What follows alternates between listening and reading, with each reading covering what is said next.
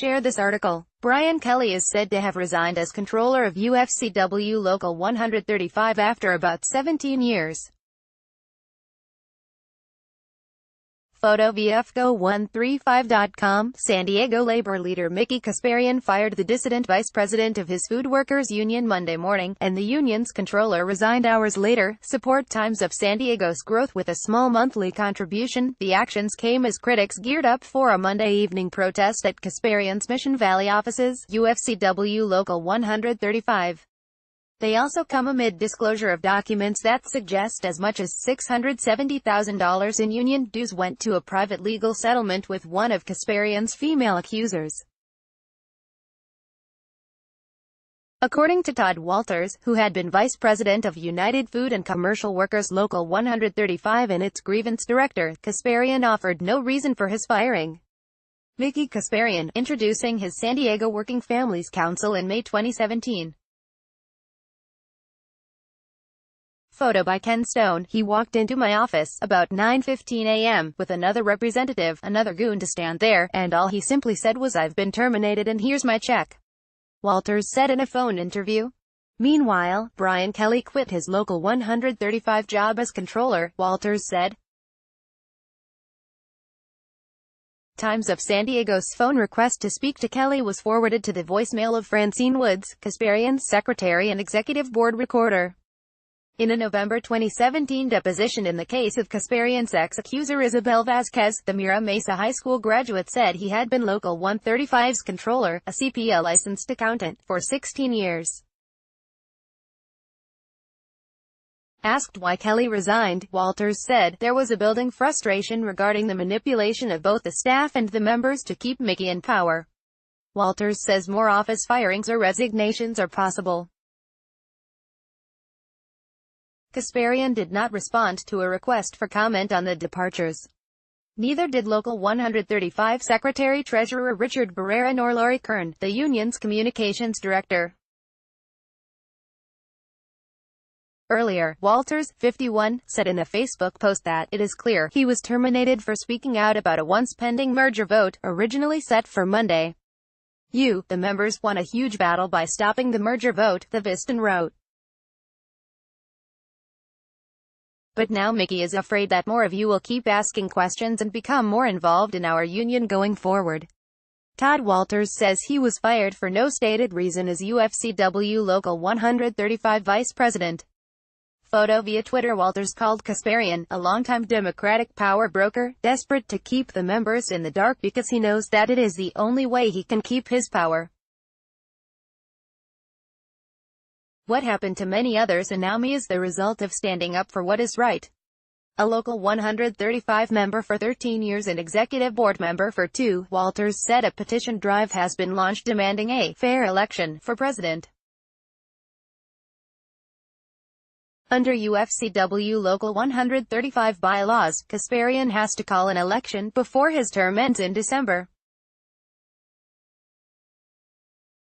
Mickey Kasparian has been allowed to abuse his power and misuse union funds for too long, the petition said. Within the last year, Mickey Kasparian settled 4 lawsuits against him: gender discrimination, wrongful termination, quid pro quo, sexual harassment and gender violence. Union members were handed the bill, lawyer fees and settlements were paid using our union funds. Walters and Kelly were both making $116,000 a year with the union, according to the local's latest Department of Labor filings. Kasparian's pay is $215,000, not including compensation as the newly re-elected vice president of the International Union based in Washington, D.C. Kasparian apparently was set to preserve his leadership status via a merger of Local 135 and Local 1167 of San Bernardino and Riverside counties. But a vote scheduled this week was called off when Local 1167's president resigned for health reasons. Kasparian said the merger vote was postponed but didn't give a new date. The longtime Democratic Party influencer and fundraiser has been the subject of criticism amid a series of lawsuits by 3 female ex-employees and a county worker. But the suits were settled out of court with non-disclosure agreements. Kasparian contends that Local 135's insurance carrier paid for the legal settlements of 4 women who alleged sex harassment, gender discrimination and wrongful termination, among other claims. In a text message last week, Kasparian disputed the interpretation of annual Department of Labor LM2 filings and monthly internal financial reports, which Walters says proves Melody Godinez's settlement of a gender violence lawsuit was paid with union dues. Todd Walters' breakdown of 2017-2018 legal expenses and reimbursements for Local 135. PDF. Seriously? Do you realize we spend a lot of money on legal fees to represent our members on a day-to-day basis? Kasparian said Wednesday. We surplused over $430,000 for 2017 and have already surplused more than $200,000 for 2018, your years in question. We have over $12 million in the bank. Kasparian closed his note by saying, "We are as financially secure a union as there is." Report the facts. Walters, however, says the Godinez lawsuit was not covered by insurance, that the carrier denied the claim because she was neither an employee nor a Local 135 member. She was a deputy county clerk and member of SEIU Local 221, Godinez alleged, and Kasparian has denied a series of 6 sexual assaults between May 2014 and early 2016. Her December 2017 lawsuit, settled February 20, included an accusation that Kasparian tried to arrange a 3-woman sex encounter in an opulent suite at the Hilton San Diego Bayfront. Walters said Monday that Kasparian is stretching it when he says day-to-day legal costs account for a $670,255 gap between legal expenses paid and reimbursed via insurance. January, February and March, those pretty much were the only 3 months where we had legal fees from the lawsuits, because the lawsuits were settled in February, Walters said. And by March we had the final bills come in. For him to say that that's normal is incorrect. It's not normal. By April, he said, legal fees dropped to where they should be, $20,000 a month. A review of San Diego Superior Court cases involving UFCW Local 135 found mostly small claims filings, and almost all have long been settled. In federal court, at least 2 suits against Local 135 have been settled in recent years, including one in 2016 by Gene and John Whalen, painters of the removed meat cutter mural at the union's I-8 freeway-facing building.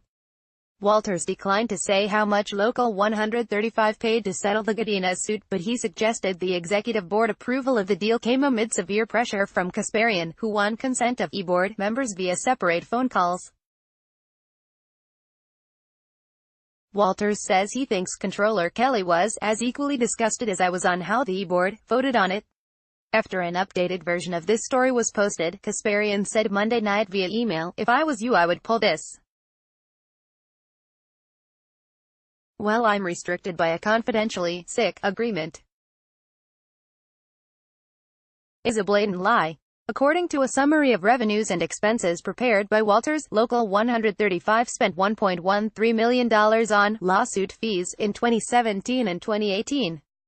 But insurance reimbursed only $467,000 of that. In April, the UFCW International Union's General Counsel said union dues could be used to defend the local, calling such payments normal, appropriate, approved. And we have no evidence to the contrary.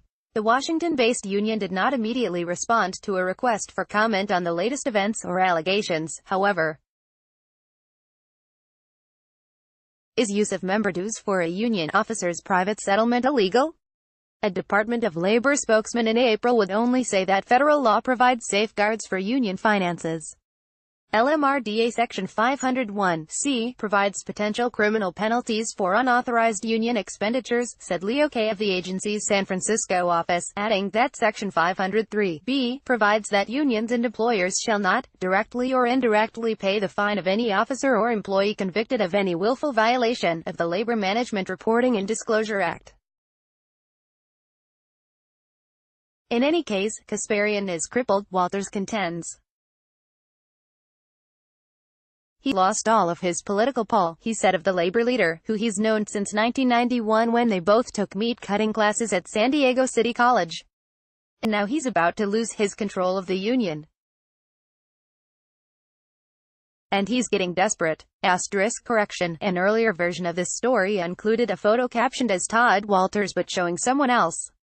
San Diego UFCW Comptroller quits after Kasparian fires Dissident officer was last modified, July 17, 2018 by Ken Stone. Greater than subscribe to Times of San Diego's free daily email newsletter.